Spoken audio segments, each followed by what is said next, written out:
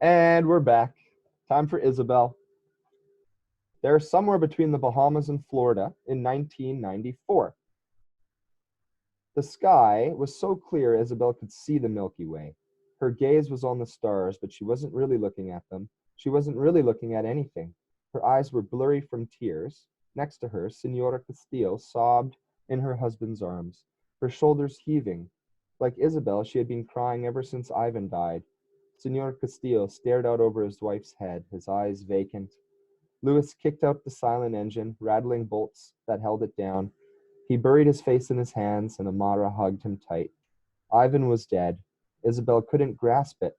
One minute he had been alive talking to them, laughing with them, and the next he was dead, lifeless, like every other Cuban who had ever died trying to get to El Norte by sea. But Ivan wasn't some nameless, faceless person. He was Ivan, her Ivan. He was her friend, and he was dead. Isabel's eyes drifted to where Ivan's body lay, but she still didn't look right at him. Couldn't. Even though Poppy had taken down the shirt he draped over Mommy to shade her and laid it across Ivan's face, Isabel couldn't bear to look. She knew Ivan's face, his smile. She wanted to think of him that way. Lito sang a low, sad song, and Isabel retreated into the arms of her mother and father. The three of them huddled together as if what happened to Ivan might happen to them too if they came too close to his body. But the real threat was the sinking boat and the sharks that still circled it, following the trail of bloody water that started at Isabel's feet. Fidel Castro had Ivan's blood all over him. Isabel remembered the wake of her grandmother. It had been a quiet, somber occasion. There hadn't even been a body to bury. Those who had come had spent most of their time comforting Lito and Mommy and Isabel, hugging them and kissing them and sharing their grief. Isabel knew she should do that now for the Castillos, but she couldn't bring herself to do it. How could she comfort the Castillos when she still needed comforting herself? Ivan was their son, their brother, and he was Isabel's best friend. In some ways, she knew him better than his family did. She'd played soccer with him in the alley, swum with him in the sea, sat next to him in school. She had even eaten dinner at his house, and he at hers, so many times they might as well be brother and sister. Isabel and Ivan had grown up together. She couldn't imagine a world where she would run next door and he wouldn't be there, but Ivan wouldn't be coming over anymore. The loss of him ached like a part of Isabel was suddenly missing, like her heart had been ripped out of her chest, and all that was left was a giant gaping hole. She shook again as her body was racked with sobs, and Mommy pulled her closer. After a time, Isabel's grandfather finally spoke. "We need to do something," he said. "With the body." Senor Castillo wailed, but Senor Castillo nodded. Do something with the body? Isabel looked around. But what was there to be done with Ivan's body on this little raft? And then Isabel understood. There was only one place for Ivan's body to go, into the sea. The thought of that made her recoil in terror. No, no, we can't leave him here, Isabel cried. He'll be all alone. Ivan never liked to be alone. Lito nodded to Isabel's father, and the two of them stood to lift Ivan out of the small boat. Isabel fought to get free of her mother, but Mommy held on tight. Wait, Senora Castillo said. She pulled herself away from her husband, her face streaked with tears. We have to say something. A prayer. Something. I want God to know Ivan is coming. Isabel had never been to church. When Castro and the communists had taken over, they had discouraged the practice of religion, but Spanish Catholics had conquered the island long before Castro had, and Isabel knew that their religion was still there, deep down, the way Lito told her clave was buried beneath the audible rhythms of a song. Lito was the oldest and had been to the most funerals, so he took charge.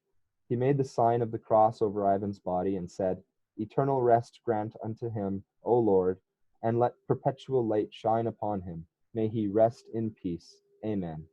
Senora Castillo nodded, and Lito and Isabel's father picked up Ivan's body. No, no, Isabel cried. She reached out as if to stop them, then pulled her hands back and clasped them both to her chest. She knew they had to do this, that they could no longer keep Ivan on the boat with them. Not like this. But as she watched Lito and Poppy lift up Ivan's body, the empty place inside got bigger and bigger, until she was more empty than full. She wished she was dead too. She wished she was dead so that they could put her in the water with Ivan, so she could keep him company in the deep. Senor Castillo reached out and took her son's hand one last time, and Louis stood and put a hand on Ivan's chest, one last connection to his brother before he was gone for good. Isabel wanted to do something, to say something, but she was too overcome with grief. Wait, Louis said. He pulled his pistol from his holster. His face turned mean as he aimed it over the other side of the boat, at one of the fins that skimmed the surface. Isabel was ready for the shots this time, but they still made her jump. Bang, bang, bang! The shark died in a bloody thrashing spasm, and the other sharks that had been following the boat fell on it in a frenzy. Louis nodded to Lito and Isabel's father, and Senora Castillo looked away as they slipped Ivan off the other side of the boat, away from the sharks, where he sank into the Black Sea. Nobody spoke. Isabel cried, the tears coming out without end, flowing up from the hollow place in her chest that threatened to consume her. Ivan was gone, forever. Isabel suddenly remembered Ivan's Industriales cap. Where was it? What had happened to it? It hadn't been on him when they'd put him back in the water, and Isabel wanted to find it, needed to find it. That was something she could do, a piece of him that she could keep close to her. She pulled away from her mother and searched the little boat for it. It had to be somewhere. Yes, there! Floating upside down in the bloody water underneath one of the benches. She plucked it up and held it to her chest, the only part of Ivan she had left. I wanted to open a restaurant, Senor Castillo said.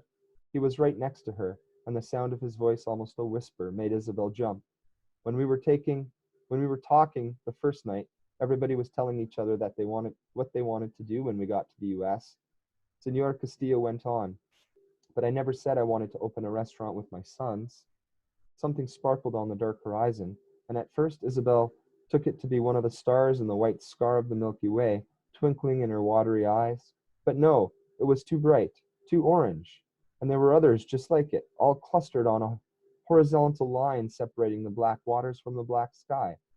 It was Miami. At last, Ivan had just missed seeing Miami. And that's it, folks. And we will see you next time. Bye.